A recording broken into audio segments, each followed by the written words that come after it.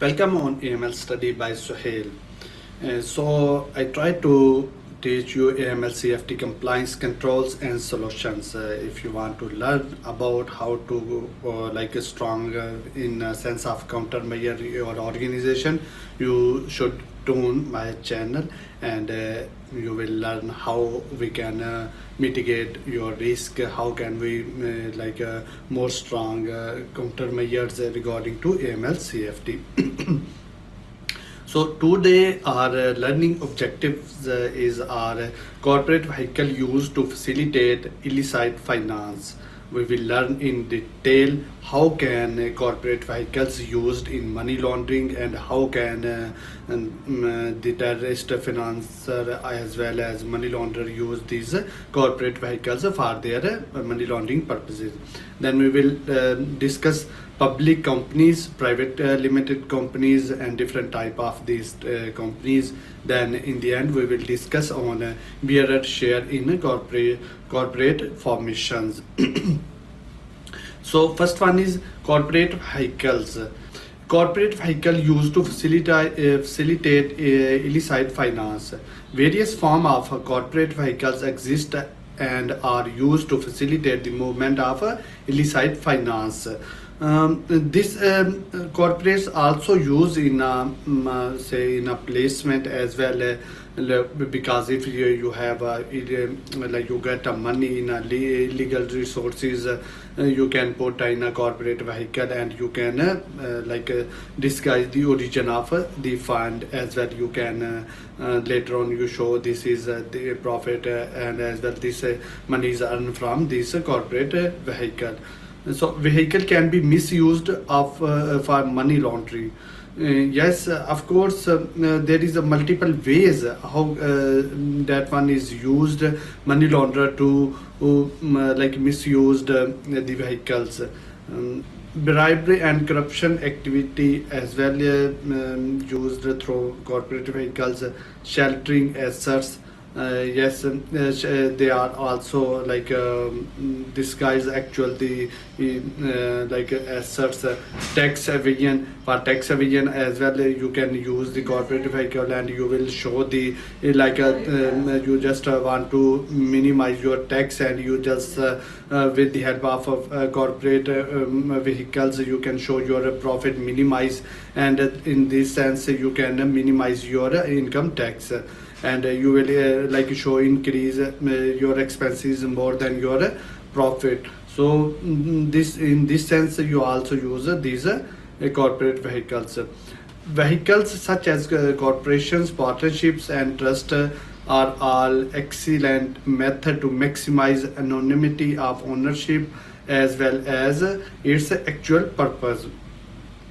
Yes, because it's a very difficult job to know who is the owner of corporate vehicles, because there is a different type of steps. If you want to know who is the actual owner of the company, it's a little difficult task, because there is one corporate company also owning another corporate company. So in this way there is different type of layers and it is very tough to know actually who is the owning the corporate vehicle.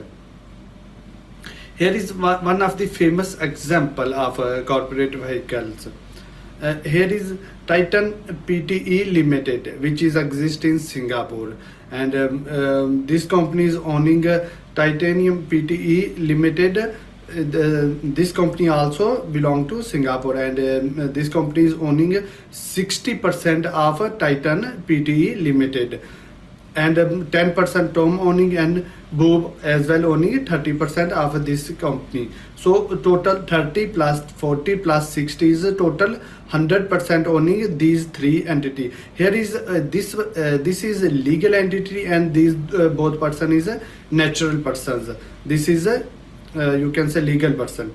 So again this company is owning 60% share of a Titan. So next Titanium PTE Limited also owning Titan Trust companies, and Titan Trust companies Cayman Island 80% owning of this company, and again Adam and Mary as well 10% owning of this company. So next is Titan Trust Company Limited owning Bill 10% and LA is 90%. So if look here, Titan also owning by LA as well Bill. So in this way there is a complex structure of the organization, complex structure of owning the corporate vehicles. So in this way, if you want to, like this company came to us, suppose came to us and want to do transaction, we will do this company EDD, like we can check this Titanium PT as well Tom and Bob. So in this way we just like ask the question regarding to these three parties. That one is owning to Titan. So if here there is no information regarding to Bill and LA, because we are concerning first stage owner these company, these persons, either natural person or legal person who is owning the company. So in this way actually we couldn't get the information. Ultimate beneficiary as well, this is Bill and LA.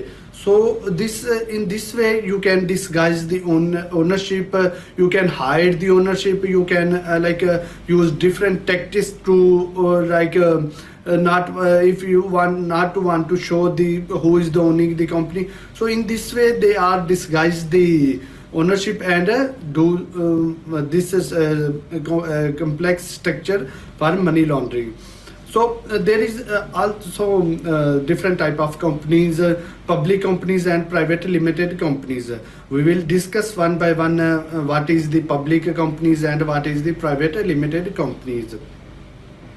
Here is a small introduction of public companies. Shares are freely available and traded in publicly. Like if any company is public company, that share is available in as well related stock exchange. You can buy share through stock exchange. So this one is and most of the information available online as well on the website of that company. Usually no limit the number of shares. There is no usually there is no number. You can buy the share whenever you want and whatever type you want. Like there is a limited shares as well. There is debentures as well there. Owner and board of directors information is publicly available. Yes, if you want to learn about who is the owning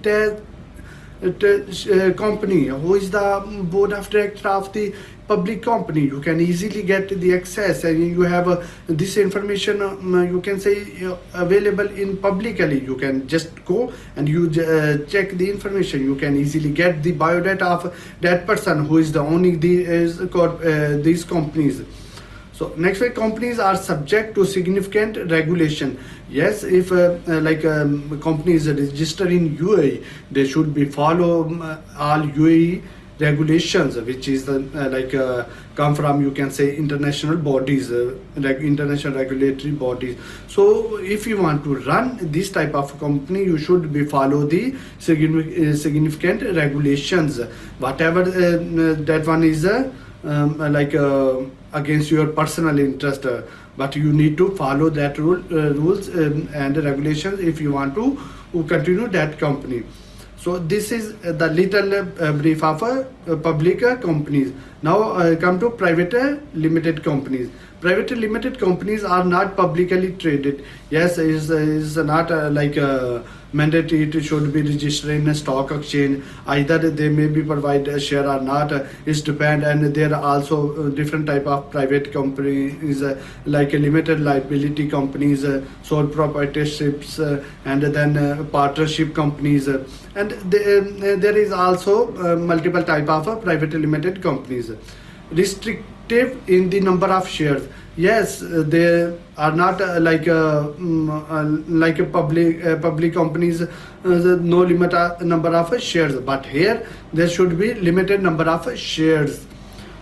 ownership can be one or many. Yes, if there is a limited liability company, there is a maybe you can say more than less than 10%, and if there is a private limited company, maybe there is a less than 100 and less than 50. It's up to the company nature and size of the company.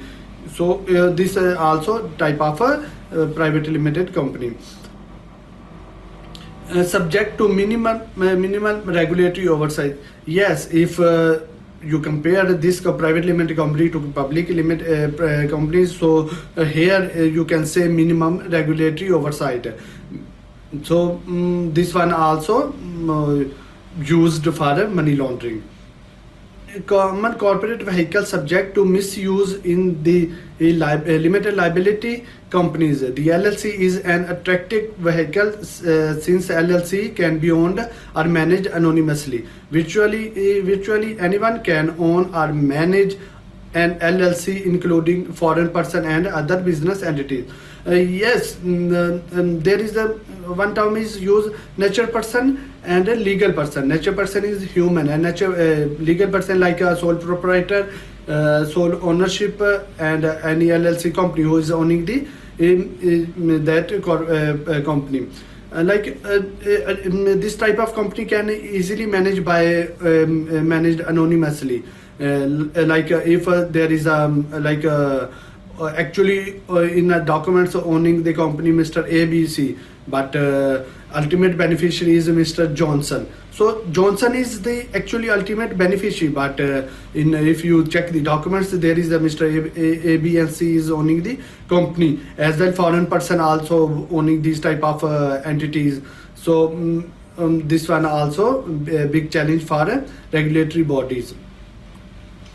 International business corporate are entities formed outside of a person or business country of residence, typically in an offshore jurisdiction. If a foreigner person owning the company which is not related to their home country, so this is offshore jurisdiction. Like if I am Pakistan national, I am owning the company in a UK, so I am owning an offshore jurisdiction. So for confidential or asset protection purposes, IBCs permit the person to reduce transparency between its owner in his her home country and data of the offshore entity where the company is registered. As a result, some benefits include asset protections. Look, why they are like a registered offshore companies. Reason is that they want to asset protections, access the multiple investment markets. Like once I register the company in UK, then can I get the access to investment markets. I will invest illegal money through through these offshore companies, because many there is investment companies didn't get the money from individual. They will ask the how can you get the money, then they will show the offshore companies, and they will send they will given the answer in this way. Because of this offshore company, they are earn something and they want to invest in this the market, as well using estate planning, legitimate tax benefits, and serving as holding companies. Here is if you go through this example, you can understand actually which purpose is to register offshore companies, and how can these offshore companies misuse you can say misuse their organization and launder their money, as well use for terrorist financing. So as well there is a different type of company. I will explain it as shell company and self companies.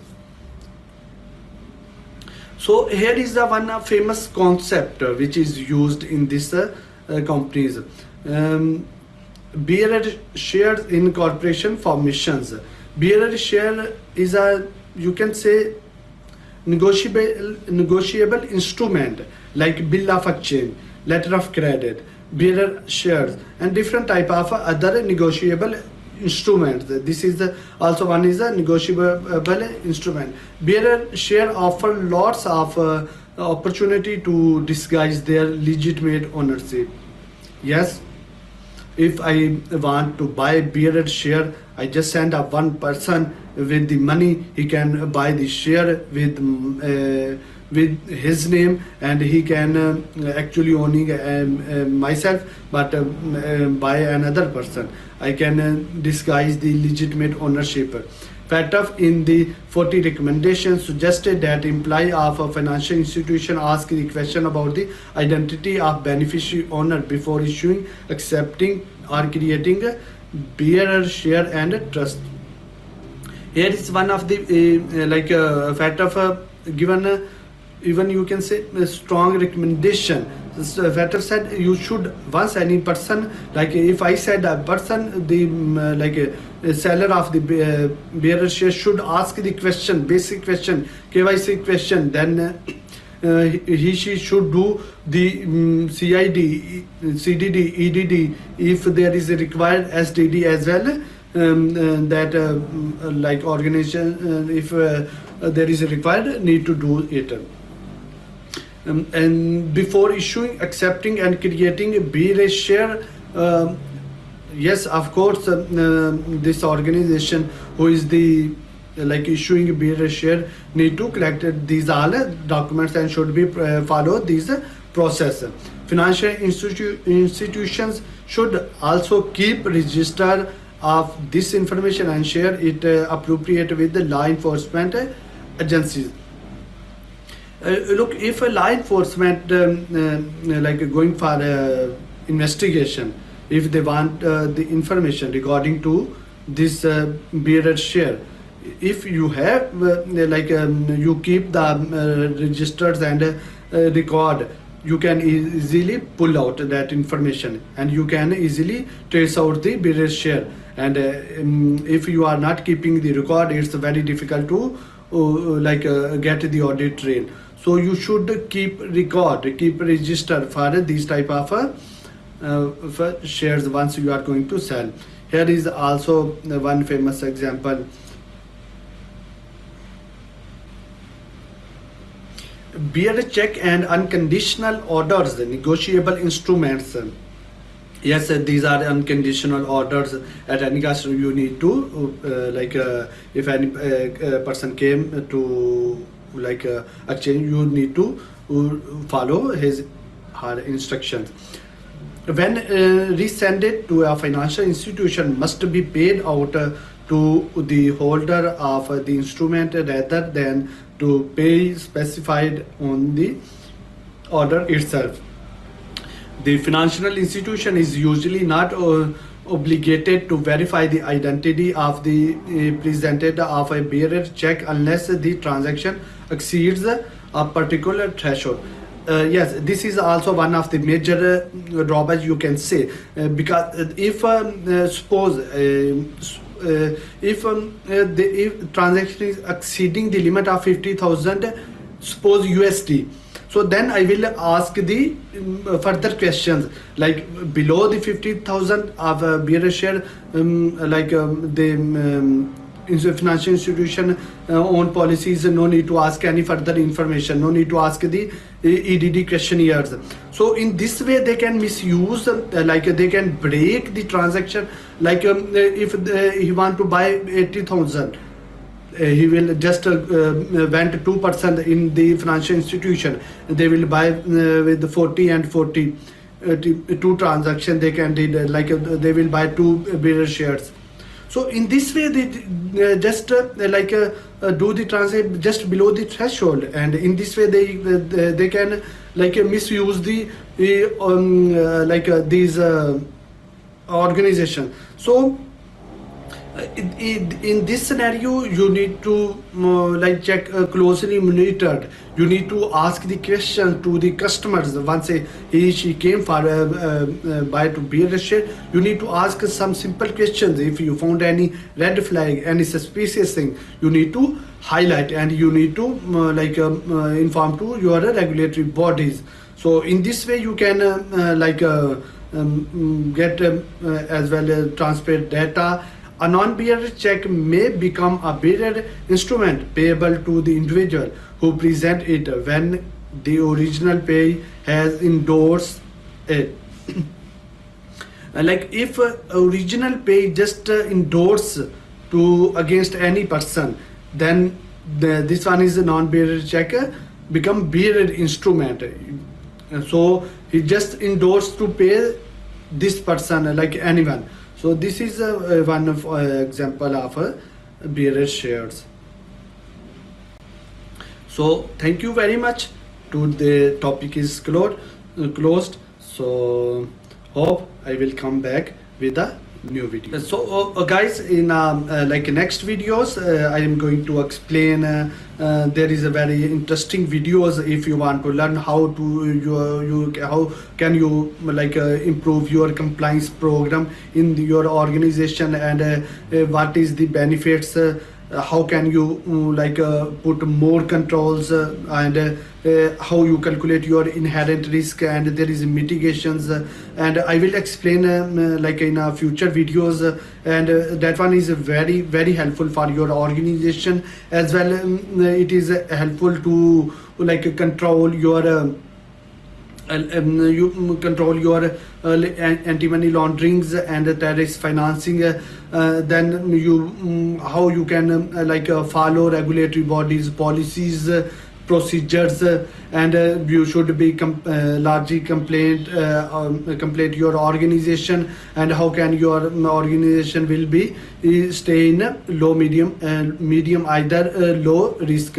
So just stay with me. I will upload in future these type of videos which is helpful for your compliance programs as well for your like you will if you follow my videos and you will try to implement in your organization, you will like get more mitigate put more mitigate, and you will get a low risk from regulatory bodies, which is very helpful for your organization and as well for your personal grooming, and you will be able to a strong compliance officer as well risk officer for your organization, and as well your organization whatever the expected from you, and whatever the regulatory body expected from your financial institution, you will fulfill these needs. So if you want these things, you should need to tune with me, and you should follow my new videos, and as well you will